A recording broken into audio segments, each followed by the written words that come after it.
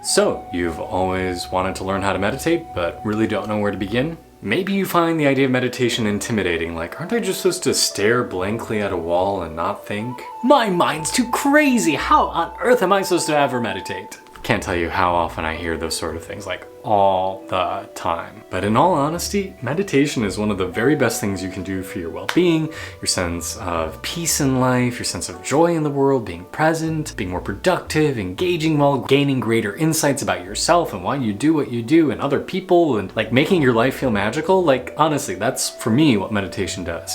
It takes life from mundane to mystical. And so for you today, I just want to give you a few simple practices to show you that meditation is probably a little bit easier than you thought, that it's a lot more fun than you think, and even if you have an incredibly crazy mind, you too can also meditate. So if we haven't met before, hey, nice to be here with you. I'm Kay, I am an ecstatic life coach, and please do take a moment, hit the subscribe button along with the bell next to it to be alerted about next videos that I post. So, meditation, the joy of Zen, the joy of coming home to yourself. So for me, I have been meditating every single day, usually twice a day or more, since I was about 18 years old. I meditated even before that without really knowing what I was doing. I ended up moving into a meditation community or an ashram for about 7 years when I was in my early 20s. And I've taught yoga and meditation since I was about, I think, 19, 20 years old. So needless to say, this is a huge part of my life. I think it is something that every human being should do. I don't think of it as being a panacea. It's not something that's going to cure all of your ailments, but it can truly help you on your journey to find inner connection, belonging, and joy in life. Now, when you think of the idea of somebody meditating, you probably think of somebody sitting in a posture like this, or maybe it's more like this, but a cross-legged seated position. Now, there's a good reason for that. When we sit cross-legged on the floor, we're grounded with the earth. We create what's called a seal with our limbs. We pull our limbs and then subsequently our focus back in. If you believe in energy, we pull the energy back in, and the tighter that bind happens, the more your focus and your energy is able to stay centered. Traditionally, you would sit in full lotus position, but for most people that's not comfortable. And even though I can, most days I don't even bother with it. It's only when I want to go into some really deep, very focused work that I actually go into full lotus. But it's also important that you feel relaxed and comfortable. And if this is not comfortable for you, there is a process called gaining your seat where you kind of have to work through that discomfort, but you don't need to fight it all the time. If you would rather just sit up in a chair and lean back, even lay down in a bed, on a couch, or on the floor, that's okay too. You want to find that balance between I'm working to stay focused and I'm fully relaxing. Now, are there benefits of a vertical stacked spine? Yeah, there are some benefits, but when you're starting off your practice, or if you're just not feeling good today, it's okay. Listen to your body. Your body is a tremendous teacher, and you want to trust it. You want to let it be your guide and allow it to help you go into deeper states of awareness. Another thing people wonder is what I do with my hands. Like I see people when they meditate do like mudras, these crazy things with their hands. Do I need to do something like that? And the answer is, again, you can if you'd like. A simple one is Jnana Mudra, thumb and forefinger together. Traditionally, palms down is a little more grounding, but you also see people do palms up, just resting on their knees. But you don't have to. Again, it just creates a seal. It just creates a way to focus your energy back in. And if you want to meditate with your hands like this, as long as it's comfortable for you, I say go for it. Lastly, you'll hear regarding people's physical bodies, what do I do with my eyes? Do I shut them? Do I look forward? Do I look up? Do I look down? What do I do? Traditionally, you would either take a half-closed gaze, so some of your focus is directed inwards, low before you, or on a piece of sacred art like a mandala or a statue or even a flower or a candle is really, really nice. Or you can work eyes closed. Now, most days I find eyes closed a little more difficult because it gives our brain permission to start playing old movies and to create visuals. But really, it's up to you. Again, there's really no right or wrong way to go about this. Trust your inner wisdom, and if something feels right for you, then go for it. All right, Kay, I've got my meditation seat, I got my hands, I got my gaze. What do I do next? Well, the next thing to do is just simply relax. Because as much as we want you to have a nice posture, a nice alignment, it's really important that you let go. This whole process of meditating and coming home to yourself is a process of release, of letting go, releasing, surrendering. Let it go, let it go. Yeah, you probably didn't want to hear me sing that. We've all heard it too much. Letting go is the singularly most important thing you can do in meditation. And in fact, the most advanced meditation practice you can do isn't some crazy energetic or visual or 100-syllable mantra. It's the ability to just surrender and let meditation happen. That's the hard one. I'm going to work on that one a few years from now. And you can do it sooner if you'd like, but just relax into it. True surrender is a very challenging thing, especially for us who are kind of uptight and go-getters and I need to achieve something with my life and I'm an American, damn it, I don't just sit back. We don't know how to relax very well. So feel yourself, just start to surrender. Feel yourself breathing, feel yourself just softening. Start to feel a little bit like melting butter. And just allow your breath to just drop in your body. Now, most of us breathe with our bellies held rigid, and we kind of do clavicular breathing, it's called, where we breathe high up in our clavicles.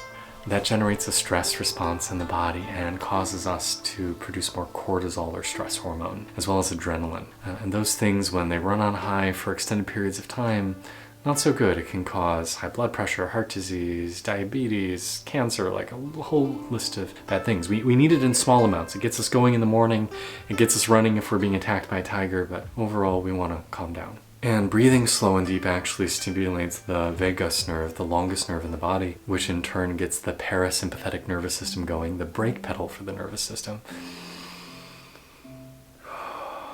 So see if you can just slow down your breath.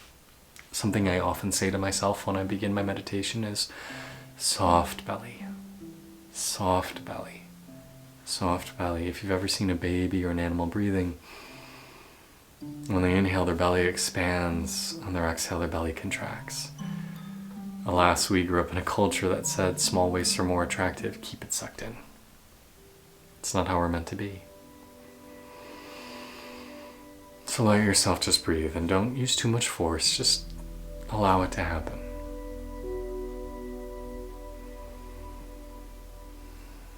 Now already you might be feeling a little bit better. You might be like, oh, this is nice. I feel a little more relaxed. I feel just a little more at ease. Excellent. I'm glad to hear it. I mean, this in itself is a practice of meditation. Just breathing, watching yourself breathe. A nice next step, if you'd like to take it, is to listen to the sound of your breath. The ancient seers, the ancient meditators say if you listen very closely, there's sounds that are repeated with every inhale and every exhale. So if you'd like, on the breath in, listen for the sound so. And on your breath out, listen for the sound hum. So, hum, so, hum, so, hum. Now every syllable has a meaning, and the meaning of so hum means I am that. I am that pure state of awareness. I am that bright light of consciousness within. I am joy, I am peace, I am radiance, I am that. So maybe you just sit here listening for so hum.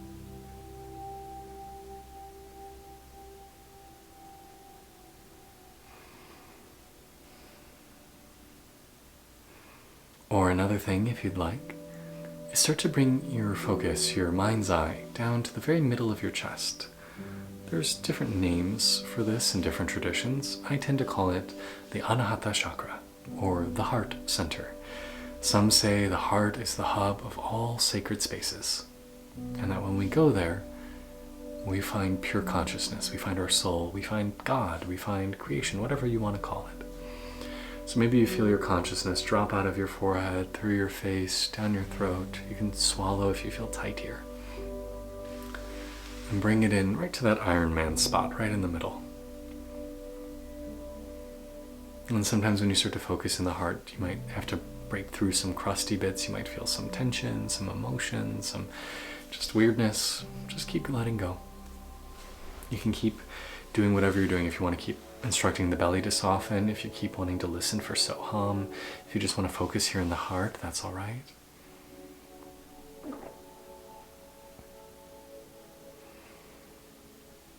And with each breath, feel this space expand. Feel it open.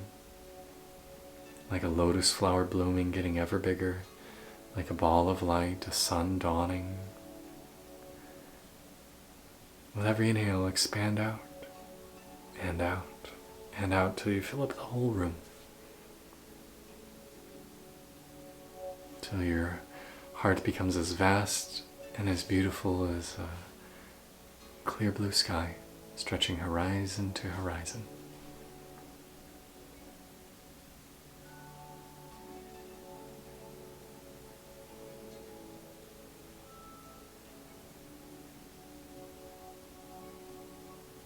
And of course, you're welcome to stay with this. This in itself is a complete meditation.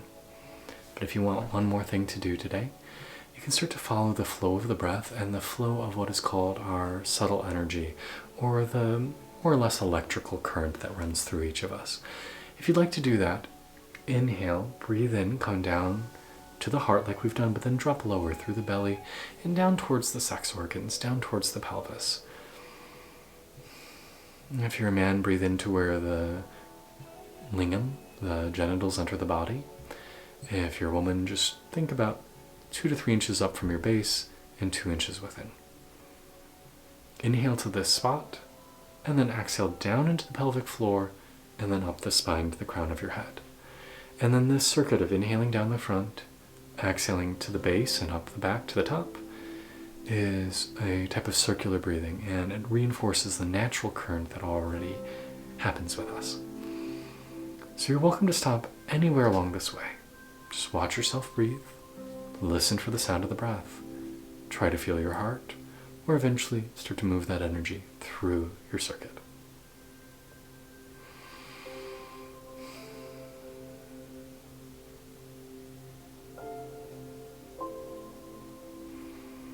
And if you want one last thing, because there's always one more thing we could always do, you can just trip yourself out a little bit by asking, who is the watcher?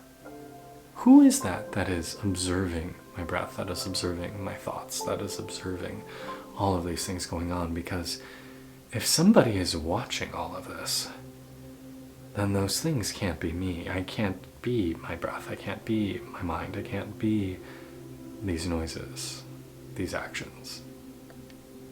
Well, then who is doing all the watching? And that, my friend, is the sacred question, the eternal question, the mystical question. Who are you?